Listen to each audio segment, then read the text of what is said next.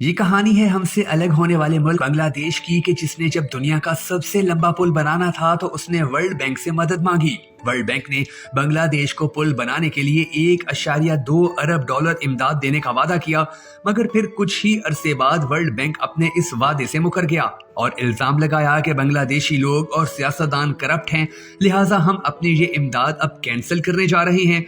हसीना वाजिद को world bank की इस वादा खिलाफी ने बहुत तकलीफ दी और फिर वर्ल्ड बैंक की मदद के बगैर पुल बनाना हसीना वाजिद ने अपनी जिंदगी का सबसे बड़ा मकसद बना लिया। कुछ ही अरसे बाद दुनिया ने देखा कि बांग्लादेश के गैरतमंद लोगों, वहाँ के सियासतदानों और हसीना वाजिद ने मुख्तलिफ जराए से पैसा इकट्ठा करके 6 किलोमीटर से ज्यादा तवील पुल दरियाए पदमा पर बना डाला। ये पुल बनना था कि पूरी दुनिया में बांग्लादेश की वाह वाह होने लगी। ये 6.51 किलोमीटर यानी 4.04 मील तवील पुल तकरीबन 3.6 बिलियन अमरीकी डॉलर के बराबर लागत से तामीर किया गया है। पुल की तामीर मुकम्मल होने के बाद जब इसे आम ट्रैफिक के लिए खोला गया तो सिर्फ पहले 8 घंटों में ही बांग्लादेशी हुकूमत ने इस पुल की आमदनी से 82 लाख रुपए जमा कर लिए। फिर इससे अगले 8 घंटों में पुल के जजीरा पॉइंट पर 35 लाख रुपए और मावा पॉइंट से 46 लाख रुपए जमा हुए। एक ही वक्त में इस पुल के दोनों सिरों से 15,000 से ज्यादा गाड़ियां गुजरी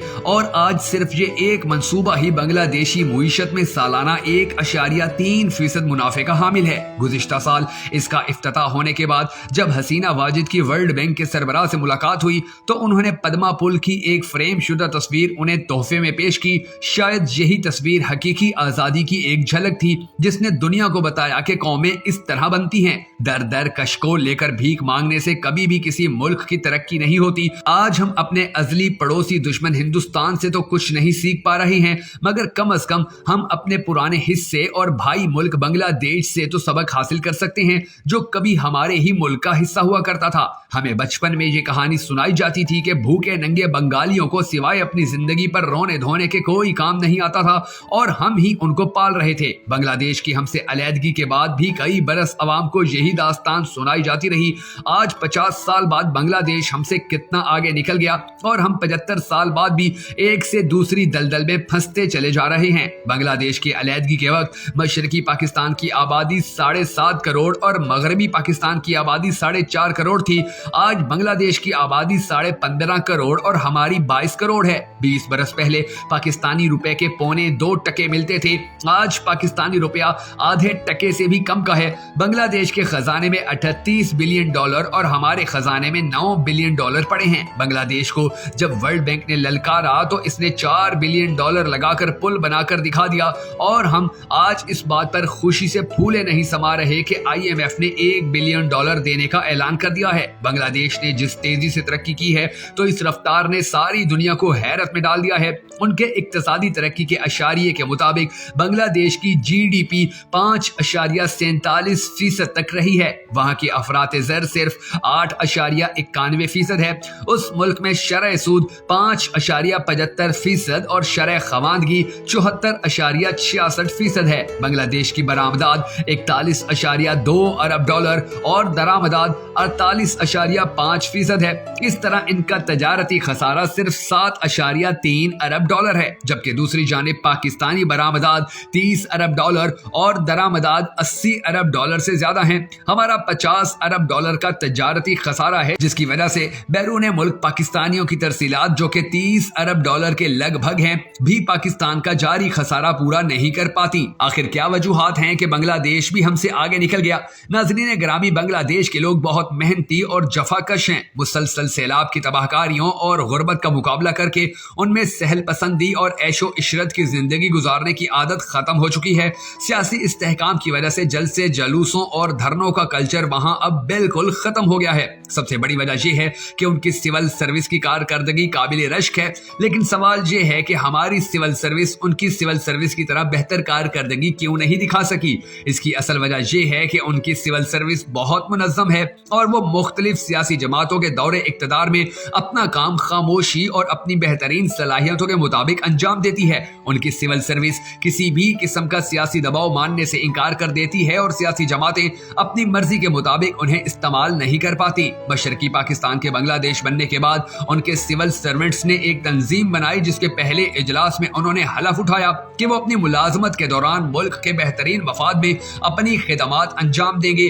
اور کسی بھی قسم کے سیاسی دباؤ میں نہیں آئیں گے۔ وہ ایسی کسی بات پر عمل درآمد نہیں کریں گے جو ملک کے قانون اور مفاد عامہ کے خلاف ہو۔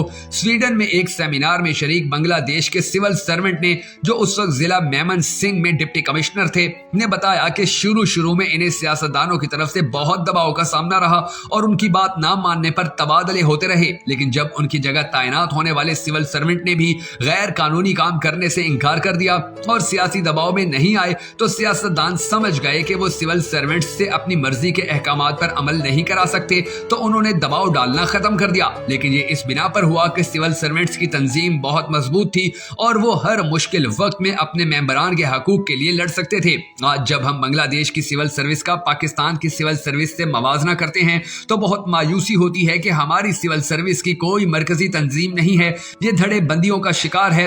D M G, police, secretariat, customs, railway, postal service اور دیگر سروس گروپ سے تعلق رکھنے والے سول سرونٹس نے علیحدہ تنظیمیں بنائی ہوئی ہیں۔ اس وجہ سے حکمران سیاسی جماعت اپنی پسند کے سول سرونٹ کو اہم پوسٹوں پر تعینات کر دیتی ہیں اور امید رکھتی ہیں کہ یہ ان کی مرضی پر چلیں گے۔ اکثر سول سرونٹس سیاسی دباؤ میں آ جاتے ہیں اور جو یہ دباؤ قبول نہیں کرتے ان کا تبادلہ غیر اہم آسامیوں پر کر دیا جاتا ہے یا دور دراز علاقوں میں بھیج دیا جاتا ہے۔ یہی وجہ ہے کہ اب ایسے افسران کی تعداد کم سے کم ہوتی جا رہی ہے جو سیاسی دباؤ قبول کرنے سے انکار کر دیتے ہیں۔ پاکستان کی سول سروس کو ناقابل تلافی نقصان 1973 کی انتظامی اصطلاحات نے پہنچایا، جب اس وقت کے وزیر اعظم نے سرکاری ملازمین کو ان کے دوران ملازمت برطرف کرنے کا اختیار حکومت وقت کو دے دیا اور ساتھ ہی ان کی ملازمت کا آئینی تحفظ ختم کرنے سمیت فیڈرل سروس ٹریبیونل بنا دیا جہاں وہ حکومت کے احکامات کے خلاف اپیل کر سکتے ہیں۔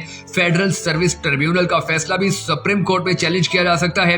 اس طرح سول سروسز کو بے دست و پا کر دیا گیا، جس کی وجہ سے وہ برسر اقتدار سیاسی حکومتوں کے احکامات کو بجا لانے پر مجبور ہو گئے اور یہیں سے ساری خرابیوں نے جنم لیا اور کرپشن عام ہو گئی۔ جبکہ دوسری جانب بنگلہ دیش نے انٹرنیٹ اور سیاحت کے علاوہ دیگر شعبوں میں بھی زبردست ترقی کی ہے، جس کا اندازہ اس بات سے لگایا جا سکتا ہے کہ اس کی سبزیاں تک امریکہ کو برآمد کی جاتی ہیں، جبکہ جرمنی بنگلہ دیش سے سیلاب کے بچاؤ کے طریقے سیکھ رہا ہے۔ بنگلہ دیش کی ترقی کی بنیاد بہرحال گارمنٹس کی صنعت میں اس کی غیر معمولی چھلانگ ہے۔ اس کے علاوہ جن دیگر عوامل نے بنگلہ دیش کے حالات بہتر بنانے میں اہم کردار ادا کیا ہے ان میں سب سے زیادہ قابل ذکر غریب اور متوسط طبقے پر مشتمل آبادیوں کی یکساں زبان اور ثقافت ہے۔ آبادی میں اضافے کی شرح کو بھی بنگلہ دیش توازن کی سطح پر لانے میں کامیاب رہا ہے، جس سے بچوں کی شرح اموات میں کمی ہوئی ہے اور صحت سے متعلق اعداد و شمار کے دیگر پیمانے بھی قابل تعریف سطح پر آ گئے ہیں۔ بنگلہ دیش کی ترقی کا ایک عنصر یقیناً اس کی محدود دفاعی اخراجات بھی ہیں۔ اس ملک کی فوج کی تعداد اتنی ہی ہے جتنی تقسیم کے وقت پاکستانی فوج کی تھی، یعنی صرف 50,000۔ شروع میں بنگلہ دیش میں بھی فوج کا سیاست میں عمل دخل رہا، لیکن اب فوج کا بڑا حصہ زیادہ تر اقوام متحدہ کی ڈیوٹی پر رہتا ہے، جس سے فوجی بھی خوشحال رہتے ہیں اور ملک کو بھی زر مبادلہ کی آمدنی ہوتی رہتی ہے۔ محدود دفاعی اخراجات کا ایک منفی پہلو یہ بھی ہے کہ بنگلہ دیش کو ہندوستان کے انگوٹھے تلے دب کر رہنا پڑتا ہے، اور اگرچہ ہندوستان اس کے حصے کے دریا کا پانی ناجائز طور پر استعمال کرتا چلا آ رہا ہے، لیکن بنگلہ دیش چراں سے زیادہ کچھ نہیں کر سکتا، جس کے جواب میں میٹھے وعدے کیے جاتے ہیں جن پر کبھی عمل درآمد نہیں ہوتا۔